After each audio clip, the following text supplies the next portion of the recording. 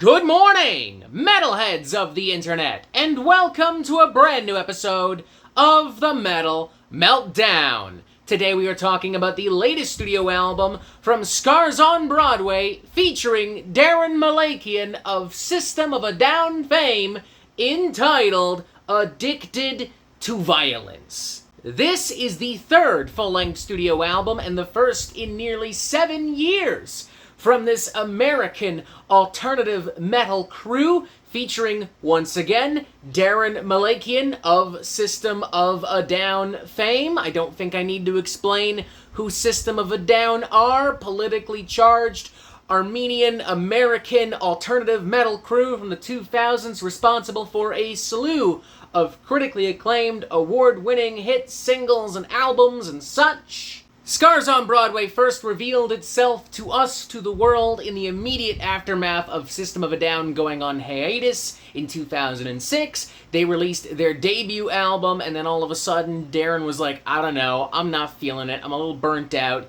And ever since then, Scars on Broadway has kind of been up and down, kind of coming in and out of hiatus periods and such. They released another album in 2018. I've never listened to anything else from Scars on Broadway before, though. This is my first real exposure to this band, my first real amount of time spent with this band and anything they've made musically. So as such, I didn't really know what to really expect going into it.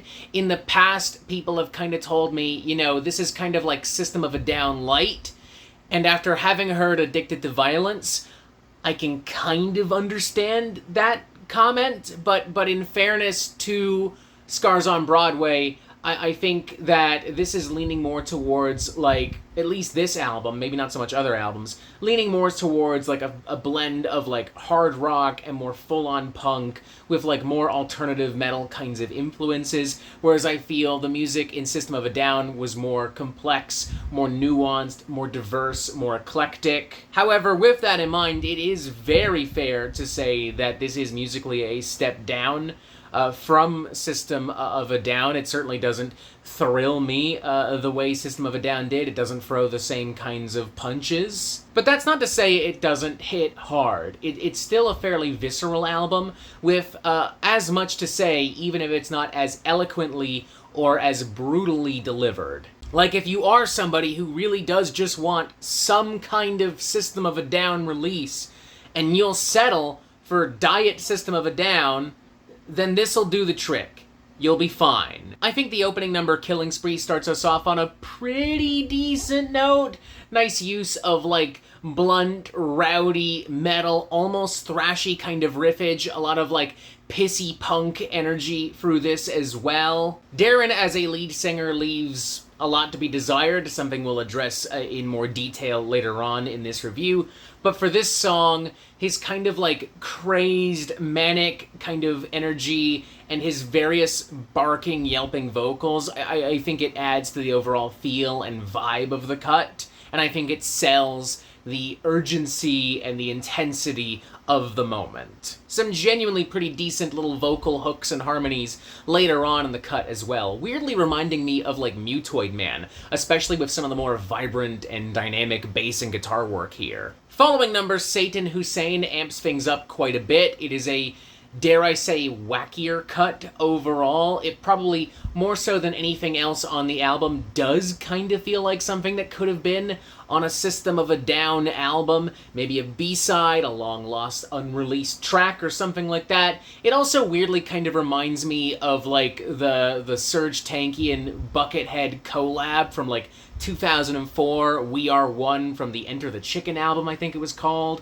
Like, it just has that same kind of, like, weird, groovy, manic kind of energy. I like the sharper, faster, bouncier, dare I say, even in some parts, funkier kind of guitar riffs and grooves here. I like the weirder kind of vocal dynamics, how it goes up and down, and how it just has this weird, wacky kind of flavor to it. And honestly, the song's very brutish, unconventional, and oddly tongue-in-cheek way of talking about how governments and systems will do anything to exploit and punish people, particularly those who look different, who believe in different things and have different ways of life, I think is really interesting and well done. Once again, tapping into the political fury and urgency of a classic System of a Down cut, and I would say maybe also with a little bit of the more crass humor I would maybe expect of like mindless self-indulgence of the time. Then there's Destroy the Power, which brings in some more mid-pace, meat and potatoes kind of metal riffage, but it also introduces like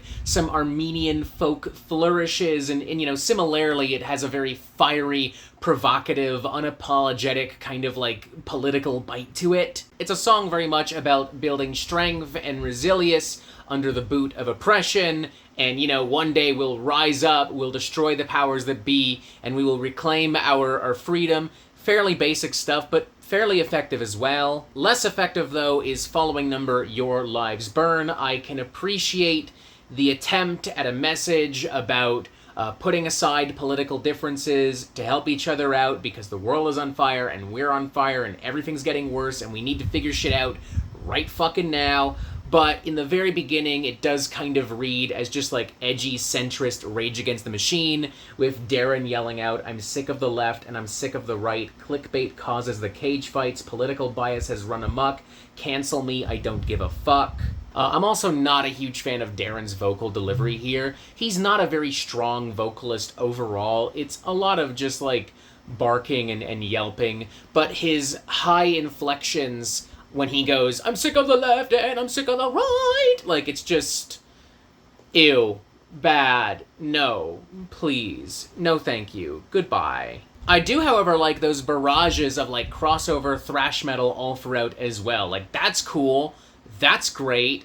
That's fucking fun. Other interesting, decent, memorable moments stem from cuts like The Shame Game, notably its latter half, very evocative, grandiose, big, embracing like Middle Eastern, Armenian influences and flavors here once again. Also, Watch That Girl. I mean, for the most part, it's a pretty unremarkable, basic as hell, like hard rock, punky fusion cut, but I do like some of the hooks here, and I also do like some of these classic rock inspired guitar twin leads and little tidbits and such throughout. Hearing more Armenian instruments and folk influences at the forefront of You Destroy You was a nice touch as well, even if the song itself is fairly underwhelming and never really goes anywhere. It never really does anything to really wow me. As you can probably tell, the album is a little bit all over the place. It's a little juvenile in some parts, it's a little edgy in some parts, it plays things a little bit too safe in some parts and has some underwhelming moments and cuts,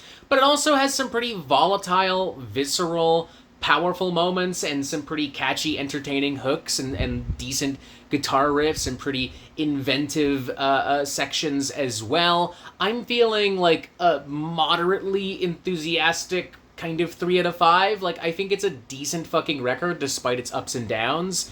I appreciate a lot of what it's trying to do and a lot of what it's trying to say. It just needs a more balanced, cohesive way of kind of executing everything. I'm not going to suggest that this is intentionally trying to ape or copy anything feel-wise or vibe-wise that System of a Down did, but nevertheless, it does still kind of feel like Diet System of a Down in certain parts and moments, and I think it would be in Daron's best interest to kind of like stray from that as much as possible. I can also understand the need to, or the want, or the desire to embrace more of that simultaneously, because I mean, it's not as if System of a Down has been fucking doing anything lately. I leave this album having enjoyed a vast majority of it and being mildly curious for whatever Scars on Broadway and Daron specifically does next, and also possibly feeling the need to revisit older Scars on Broadway albums here and there. Possibly. We'll see. I ain't got nothing better to do today. Moderately enthusiastic 3 to 5. Warts and all, it's a pretty decent album. Check it out. And that is it for the Metal Meltdown. I am not an expert, nor do I claim to be. So what do you think? Do you like this record? Do you not like this record? And what do you want to hear from me next? And thank you for watching. Make sure you press subscribe right here so you get updates on the Metal Meltdown fucking immediately. Boom other videos, join us on Discord, and as always, you have yourself a fantastic fucking day.